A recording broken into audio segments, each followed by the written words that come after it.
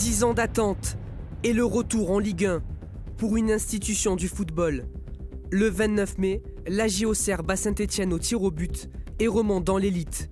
Le match se joue à Geoffroy-Guichard, mais 6000 supporters bourguignons vivent la rencontre depuis la fanzone installée à la Baie des Champs.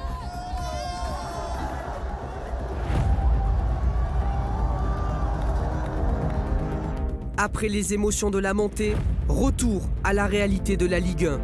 L'AJA est en bas du classement. Le 9 octobre, Jean-Marc Furlan adresse un doigt d'honneur aux supporters de Clermont. Quelques jours plus tard, il est remplacé par Christophe Pélissier.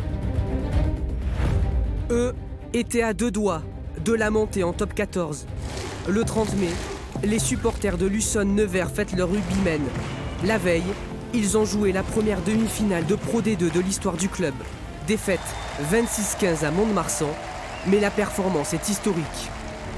Ça donne envie d'y retourner le plus vite possible, donc on va tout faire pour. Et ouais, c'était génial. Historique, Jules Pommery, qui en août glane le bronze en saut en longueur lors des championnats d'Europe d'athlétisme. À 21 ans, le Nivernais obtient la première médaille de la délégation française. C'est sa première compétition majeure en senior. De quoi arriver plus haut pour les JO de Paris. 20 jours, 19 heures et 2 minutes. Le temps qu'a mis Maxime Coe pour faire la route du Rhum, soit 6500 km en novembre dernier. Le skipper dijonnais s'offre la 34e position après avoir abandonné il y a 4 ans pour sa première tentative.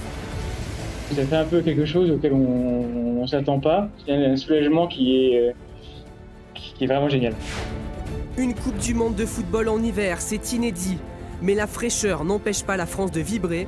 Les Bleus vont en finale, suivis par de nombreux supporters à Mâcon, ville de naissance d'Antoine Griezmann, et à la fanzone de Dijon.